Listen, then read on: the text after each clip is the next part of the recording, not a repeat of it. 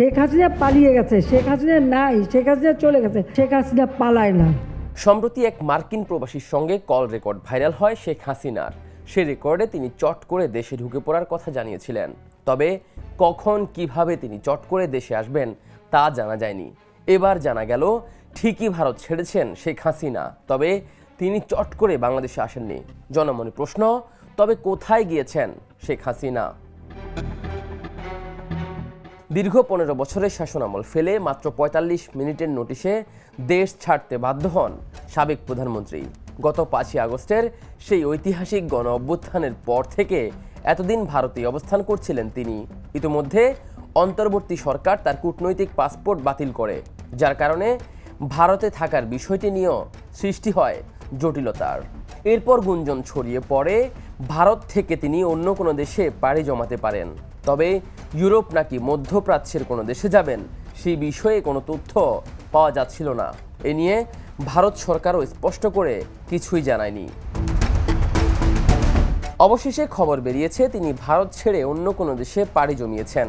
একটি গোপন সূত্রে জানা যায় শেখ হাসিনা ভারত থেকে মধ্যপ্রাচ্যের দেশ সংযুক্ত আরব আমিরাতে গেছেন। সেই সূত্র আরও বলছে শেখ হাসিনা দেশটির আজমান শহরে আশ্রয় নিয়েছেন। এছাড়া একটি বেসরকারি স্যাটেলাইট চ্যানেলের অনলাইন পোর্টালে এ নিয়ে একটি সংবাদ প্রকাশ করা হয়। সেখানে বলা হয় আরব আমিরাতের আজমান শহরে শামীম ওসমানের নিজের একটি বাড়ি আছে বলে শোনা গেছে, সেখানেই তিনি উঠেছেন বলে ধারণা করা হচ্ছে। সেখানে আরও উল্লেখ করা হয় শেখ হাসিনা ভারত ছেড়েছেন বলে কয়েকটি সূত্রে জানা গেছে। এর আগে শামীম ওসমানকে দিল্লিতে নিজামুদ্দিন আউলিয়ায় দেখা যায়, সেই ছবিও গণমাধ্যমে আসে। এর কিছুদিন পর দুবাইয়ের একটি শপিং মলে দেখা মেলে শামীম ওসমানের। সেখান থেকে ধারণা পাওয়া যায় সংযুক্ত আরব আমিরাতেই অবস্থান করছেন শামীম ওসমান। এদিকে গোপালগঞ্জের এক ছাত্রলীগ নেতার সঙ্গে শেখ হাসিনার আরও একটি কল রেকর্ড ফাঁস হয়েছে। সেখানে তিনি গোপালগঞ্জের ওসি সহ বিপক্ষ রাজনৈতিক নেতাদের তালিকা করার নির্দেশ দিয়েছেন এবং পরবর্তীতে তাদের দেখে নেওয়ার হুমকিও দিয়েছেন হাসিনা। অবশ্য বিশ্লেষকদের মতে এই কল রেকর্ডগুলো ইচ্ছাকৃতভাবে ফাঁস করা হচ্ছে। দলীয় নেতাকর্মীদের মনোবল চাঙ্গা রাখতেই এমন কৌশল হতে পারে বলে জানাচ্ছেন তারা। কেননা শেখ হাসিনার বিরুদ্ধে দেশে ১০০রও বেশি হত্যা মামলা হয়েছে।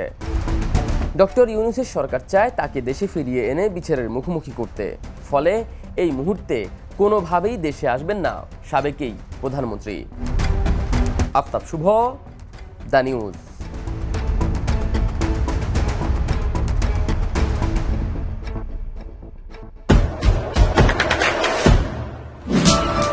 দেশে দেশে সবার সাথে দ্য নিউজ।